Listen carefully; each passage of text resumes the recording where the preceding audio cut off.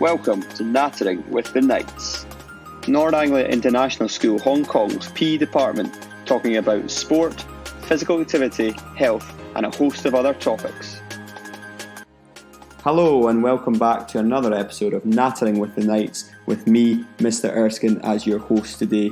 Before we talk about today's episode, I would just like to say that as the podcast has reached new heights with our episode last week with Mr Ricardo, we are now on Apple Podcasts as well as on Spotify and a host of other platforms. So please make sure if you are listening on Apple that you click a 5-star review and leave us a little positive comment as well. Today's episode is with Super Dad and Head of Year 5, Mr Stephen Holt. Mr Holt has worked at the school since it opened in 2014. His wife, Mrs Holt, teaches in the English department, while his 3 children also attend the school. Mr Holt manages his time so well to be able to juggle all of these commitments, but also maintain a really high level of physical activity. Today, we talk to him about all of the different events that he's done in the last 5 or 6 years and some of the challenges that he's looking forward to over the next year. It's a really interesting episode, guys, so get your earphones in, get up and get active and enjoy the episode. Hello and welcome back to our next episode of Knattering with the Knights. Today I sit with Mr Stephen Holt, Head of Year 5. How are you today, Mr Holt? I'm feeling great this morning, Mr Erskine. And we've managed once again to grab a quiet classroom, and let's hope it stays this way. I've asked for all cleaning activities to be paused for the next 40 minutes, so let's hope that we've got a nice little window. So we're speaking to Mr Holt today about his various adventures and races that he's taken part in over the last few years, or maybe past few years. But he's certainly somebody who loves to take part in some very unique events, and we're just going to try and pick his brains about what he's got up to in the past and why he's so enthusiastic about physical activity in general. So, Mr Holt, can you just give us your kind of original background to sport, physical activity from a young age? Yeah, so I think football when I was a young boy. So my parents weren't sporty at all. Like my mum and dad did nothing whatsoever. But my dad went to football matches. So he supported Oldham Athletic. So I went from a really young age and I got the football bug from there. So for the next 10 years, I just played football non-stop. So school team, local team, on the playing field after school with my friends. But what actually slowed me down and stopped me playing football was puberty. So I actually found that I was a late developer. So that meant I was weaker, smaller, and slower than my peers. So I just found that I was suddenly not picked for the team anymore when I was like 14, 15. So it kind of hit me at the time. I didn't quite understand what was going on, and there's nothing you can do about it. So you just I found another sport. So I found that in school cross-country races, I was an absolute whiz. So those kids that were brilliant at playing football, who were stronger and faster than me, when it came to a cross-country race, I was just past them. I just kept going and going and going. And I was really good. So from that point, I sort of stopped doing football more seriously. I still played it for fun with my friends, but essentially focused more on running. So I joined my local running club, took part in local 10-kilometre races, organised events, and just focused on that, really. I think I worked out from that age that body shape and how your body makeup is really important to what sport you do. So I figured that I was never going to be a basketball player. I'm too small for that. I was not strong enough to be a footballer, but my body shape fits perfectly for long distance endurance running events. Just small and just a good engine, I think. Okay, it's interesting that you started with the football journey as well, which I think a lot of young males generally do. But yeah, I'm glad that you've kind of gone down a different path. I wish I'd probably done the same a little bit earlier. I clung on for a bit longer than you. So can you just give us kind of a brief overview of some of the big endurance events? I know some of them haven't spoken to you before, but yeah, just to give our listeners an idea of some of those big events you've completed up to date, and maybe I'll pick your brains on each one as you kind of go through here. Sure. Well, it's sort of, I did nothing from the age of 15 to 25, really. It was sort of a dead sporting period in my life. I think because of the not really getting on in the football teams anymore, I kind of fell out of love with sport a bit. Well, what changed was the millennium. So the 1st of January 2000, I just made a pact with myself to pick it up again. So I was 25 years of age, pick it up, and I've not looked back. So what I've done generally, I then started going back into my cross-country running and jogging, and then the events and distances just built up and up and up and up and up, and every challenge became a longer challenge and a quicker challenge. So it kind of picked up from there. So I'd say the first, I did a half marathon when I lived in Moscow. Then I moved to Hong Kong and did a Hong Kong marathon, so 42 kilometers. And then went back to the UK and started to go, what can I do that's longer and harder and difficult and a bit more unique, really. So I cycled coast to coast in England. So that's across from the west to east coast of England. So from the Irish Sea to the North Sea. That was 275 kilometers on a bike with my friend. A bit later on, I just happened to be in Siberia, where there was a 7,200 kilometer running race, of which I helped to run 720 kilometers in the middle of Siberia. I did 2 iron distance events. So that is a 3.8 kilometer swim, followed by a 180 kilometer bike ride, and then a 42 kilometer run at the end. And since I've been in Hong Kong the past 6 years, I discovered the trails. So I've now taken part so far in 3 ultramarathons of around 55 kilometers each. Okay, so don't worry, we're going to come back to some of these guys because there's definitely more to come out of these stories. But for myself personally, I've completed in quite a lot of triathlons, notably a couple of, it's called Ironman 70.3, so otherwise known as a half Ironman. So only half the distance that you managed, Mr. Holt. But I am aware of the kind of intensive training required to kind of compete. If you want to go and do these things, you want to go and make it worth your while. I was a teacher when I was trying to do it as well. So trying to go double the distance that I did, how do you remember trying to juggle the training around your teaching job as well? What kind of things did you have to try and do? I don't like the word juggle training. I think, to be honest with you, sport generally to me is part of who I am. So it's almost like part of my life. It helps me teaching. So it's kind of part of what I need to do to be a good dad and to be a good teacher. So for me, any kind of training is my mindfulness. So some people like to do yoga, some people like to read a book, some people like to be sociable with friends. But for me, training and running or cycling or swimming, for me, that is just my way of switching off from the teaching job. So actually, it became a necessary part of my life, and it still is actually. But in terms of managing your time, you just do what you can. At that time, I had 3 very young children. So you're just managing that time, just training whenever you can do. So when the children were in bed, I would go out for a bike ride, I'd go for a swim. The weekends, I have a very accommodating wife in Mrs. Holt. So she was okay for me to go out for 6-hour bike rides on a Sunday morning, as long as I left the house at like 5 in the morning. So as soon as it was light, I'd be out on my bike. So it's just a case of finding time whenever you can to do what you need to do, and being realistic. So I was never going to win the Ironman. I just wanted to do what I could do and finish in a time that was good for me. So just realizing that the limits of the time you have and the possible training you can do, and just finding time to do it whenever you can and enjoying it when you can. Absolutely. Yeah, no, I like how you've removed the word juggle. I might remove that myself now, having read my question again.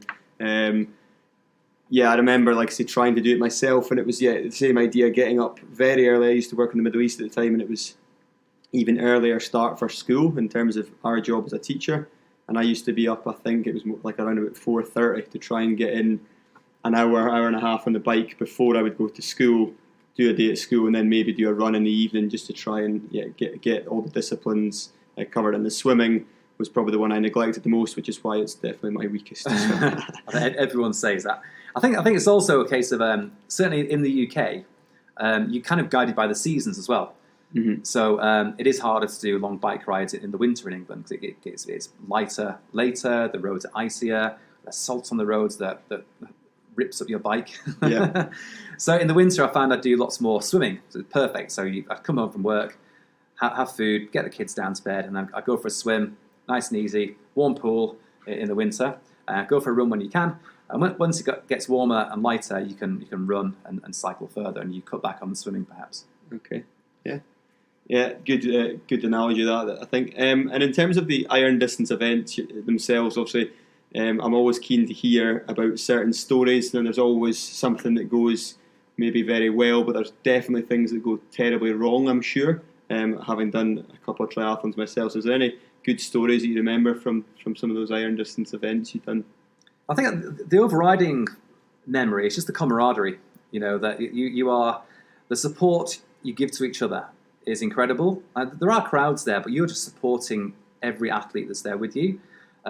Whether it's just you're overtaking somebody on the run or the bike, you just have a little word, keep going, well done, not far to go, just a little word, and just makes you feel like you're part of something big. You realise that in these events that people have trained for months and years to get in the event, and it's tough. Most people are doing it in 12 plus hours.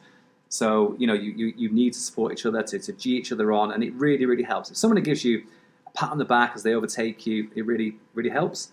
I remember, so the Ironman in the UK, I overtook on the marathon legs, it's the final leg of the triathlon, so that was something like 10 hours in. I just about overtook a 65-year-old guy who was absolutely smashed it in the water, smashed it on the bike. I was only then overtaking him. There's some interesting fuel strategies. So I remember you have your transition point. So after the bike ride, there's a few guys had big packs of McDonald's food there ready to fuel up for the run because you need food.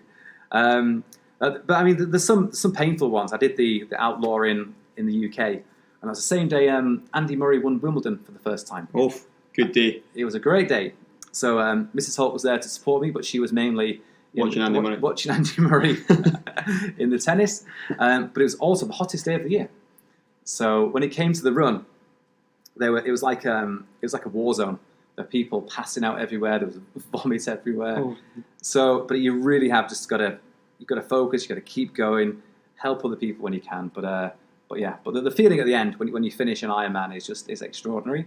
The physical energy you've exerted over those, I was about 13 hours, was incredible. But just to get to the end and know that all those hours of training have all worked out, it was just brilliant.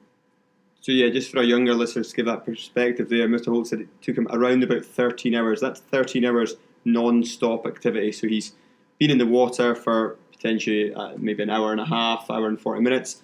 He's then come straight out. He's probably, if he's lucky, had a quick bit of food on the go, jumped straight in his bike, been in the bike for about 6 hours, again dumped the bike, probably tried to put some more food in his system, and within 5 minutes he's back out on running a marathon. So it's an unbelievable event to take part in, and this is something that I personally hope to delve into when I'm more of the age appropriate time. It's more of a slightly older man's game, isn't it, the Ironman? Anyone could do it, really. And actually, you know what? The best thing about Ironman is their logo is anything is possible. And that is so true. And I love the fact that I achieved something that at one point, like you said, you're going to achieve this one day. You think, I can never do that. But actually, if you put your mind to it, anything is possible, and you really can do it. And that can be anything, honestly. So what one person's 5 kilometre run is another person's Ironman. So it's just pushing yourself the whole time. Like, you can do it. So if what's hard for you might not be hard for me, but something else will push me. But you just set your own limits, but you can do it. Good sound advice there. Okay, Siberia. This is a short question because I just want to know how did you end up there? How did you find an event there? And it sounds like it was quite an intensive amount of running required. So yeah, just talk to me about Siberia.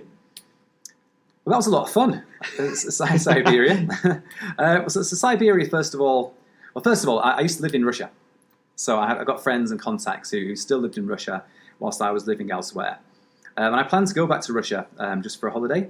And it turns out through contacts that there was a 7,200 kilometre charity run from the Russian Pacific coast to St. Petersburg on the Baltic Sea.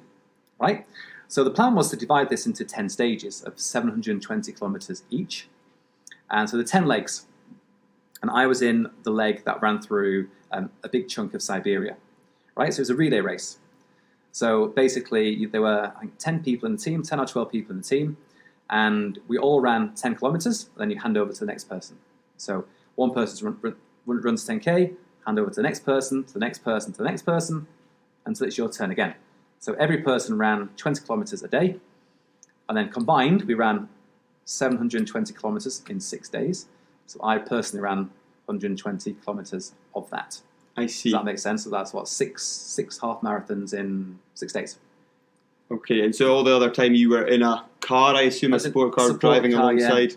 Eating and drinking and just following the team, yeah. And was it just going through the night? Did you or did you always manage to get your runs done in daylight, if you like? Yeah, so I think it took, 12 hours to do that, I think it was. So it's all in the daylight, so we just camped in the middle of Siberia and back on it the next day. But it was fantastic. Siberia is not, it's not polar bears everywhere. It was in the middle of the summer, so it's hot.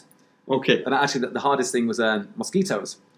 So absolutely cruel, like from Scotland, the midges in Scotland. The mosquitoes in Siberia are a nightmare. So sleeping in a tent was obviously sleeping in tents. Lovely. Yeah.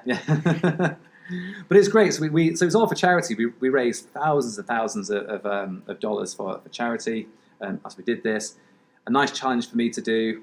And again, great camaraderie. We ran with the Russian team as well. So we were running with I was running with the Russian army at the time. So they were kind of with us, and they were pushing me to do sub 40-minute 10-kilometer runs every time. I was going to ask that next about the pace you were running at, but that's, if you were getting pushed by some Russian soldiers, you probably just do as you're told, do you? You do as you're told, yeah. Good fun. Wow. Okay, and then in terms of ultramarathons, so an ultramarathon is basically anything, technically it's over the normal distance of a marathon, which is 42 kilometres.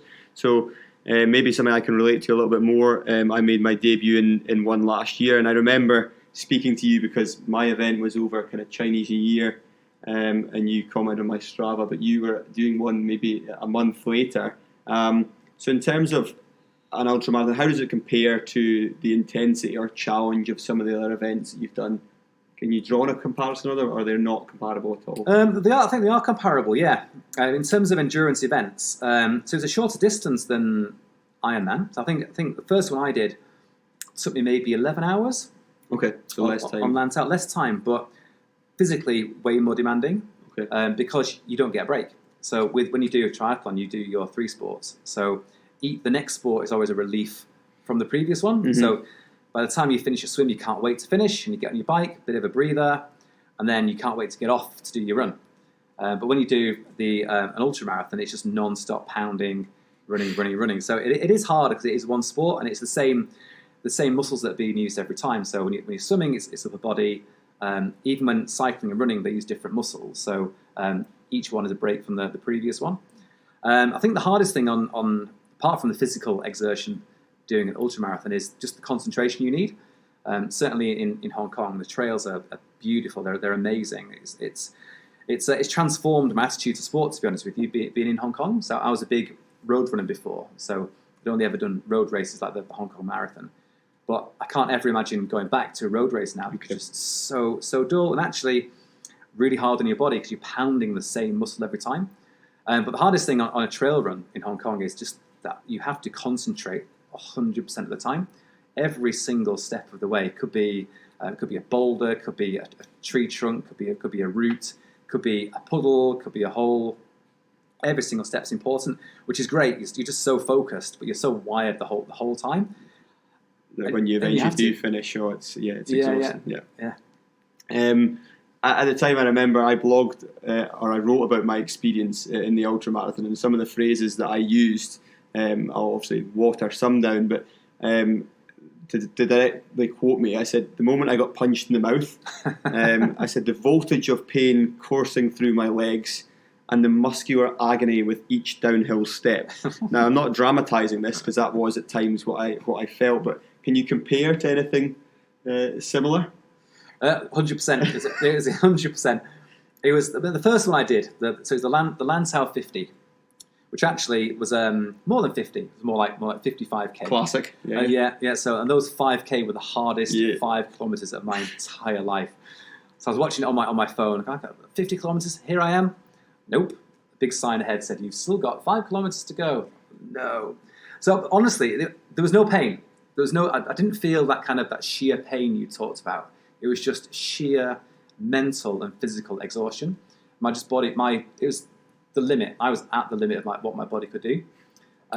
So I remember at one point, towards the end, I saw a flight of stairs and I was nearly sick just looking at the stairs, just knowing my body had to, it was tiny, maybe 10 steps. It was all concrete, nothing too technical. And I looked at it and I was about to be sick. I was stopped, and I was pulling the handrail to get up this step, go one step at a time, and I was walking and jogging. I was at the end.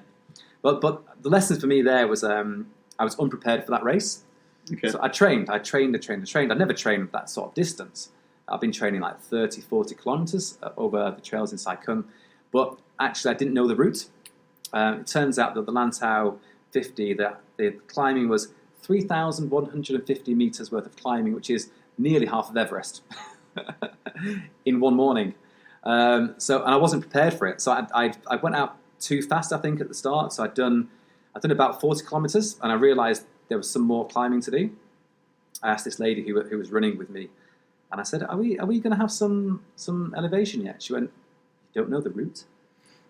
I said, "Yeah, I believe there's a climb." She went, "You've got 2 of the 3 highest peaks in Hong Kong to go yet. So Sunset and Lantau Peak." And you obviously have to go down each one at the other side. Yeah. So it's pretty much sea level to summit and down and then back up again. I wasn't prepared, and it nearly broke me. But yeah, it was so a lesson there. A lesson is to whatever you do, whether you're doing a 5k run or a 2k run, make sure you're prepared. You've got your energy, you've got your water, and you know your route. Yeah, I think that was my biggest one. I think I pride myself on preparation and organisation, but in that particular moment, I underestimated. Again, my one was out in the New Territories. All my training was on the island.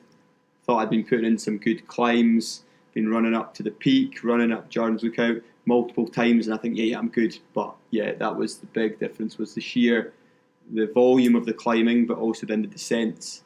Because you think you'll make up the time on the descents, and you don't, because it's so steep and so technical, you have to go slow, and then that actually burns out their muscles more, and that's where I ended up with the constant cramp after 20 kilometres, 30 kilometres of just trying to run through it. But yeah.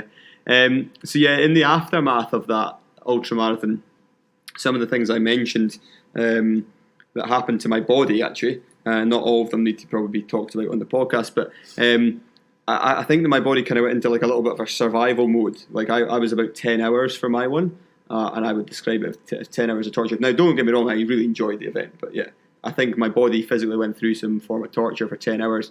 I struggled to kind of regulate heat, so I went from it was in the middle of February, it was nice and warm, but I was like, on the way home I was shivering, then I was sweating, my skin reacted really poorly, and my mood and energy levels the next few days were absolutely awful, and they're all over the place.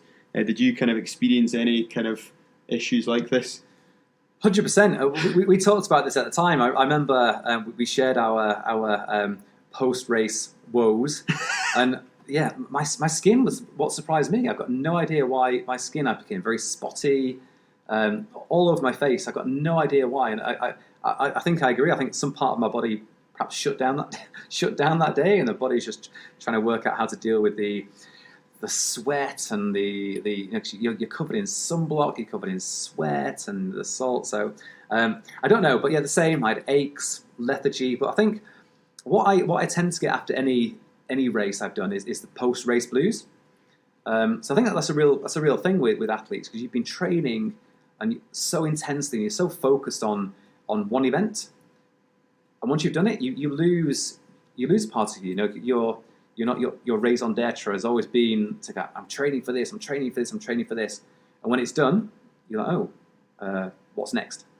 So it takes a little while for you to kind of, your brains get over the fact that everything you've been working towards is now finished, and you need to reset and start again and set your new challenge. Yeah, absolutely. That's it. I don't. My mood as well. It lasts a lot longer than I'd ever had anything before. But I do imagine I had no follow-up event, and that probably was a big part of it for me. So obviously we've talked about the marathon at points here. So I feel like we've kind of skipped over that, because to a lot of people a marathon is a massive event, and quite rightly it should be. But by comparison to some of the other ones, it maybe looks like a 5 kilometre jog. So how does it compare to some of your events? And obviously you've mentioned that maybe it's not something you're in a rush to go back to. Kind of what's your thoughts on that distance again? Yeah, I mean, actually, this was the first long distance event I did. So this was in 2004, I think. Oh, so this started the whole process. This started the process, yeah. So this was, I'd never run a marathon before. So actually, like I said at the beginning, kind of one person's 5K is somebody else's is Ironman. So for me, the marathon then was an absolute a challenge that I never thought I'd be able to do. So you train, and I never trained beyond more than something like 30 kilometers. So on the day, I'd never run 42 kilometers before. So that was a huge thing for me to get that done. So you always start somewhere. Something I wouldn't go back to. And it was a tough event in Hong Kong, because it started on Nathan Road in TST, and then you run out towards the airport. So you go under tunnels and over bridges, which sound easy. But going down those tunnels, you've got to go down, it's great, but then you've got to go back up the other side and beyond. And the bridges as well, you kind of go up and over, turn around at the end, and you come back over again. So it was quite grueling. And actually, the Hong Kong Marathon is not very well supported like some of the bigger kind of European and American marathons, because it's just hard for supporters to get out there and cheer you on. Okay. Because of the way Hong Kong is laid out, kind of geographically. So it's quite quiet and quite lonely. Okay, which is not really the marathon experience, isn't it? No. It was nice at the end. We finished at the Wan Chai Convention Centre, so it was nice to kind of get there, and there's a big crowd there. But on the rest of it was just a bit of a painful slog. And actually, I got injured after 30 kilometres. I can't remember what it is. There was a ligament on my knee went, so I limped the last 10 kilometres. So I was literally dragging my right leg along for 10 kilometres. So, not an experience I'd like to repeat. And again, road racing, I don't think is for me. I think for me, maybe at my age, it's a way that I would get injured more often. So trail running for me it's a different effect on your muscles. So every step is different. So each a little bit different to every muscle and every part of your body. So not something I'm eager to repeat. Okay. And so despite kind of the restrictions that we've maybe had with COVID-19 and the sort of element of Hong Kong being in some kind of lockdown at various points, I know personally from your Strava that you've been very active when and where possible.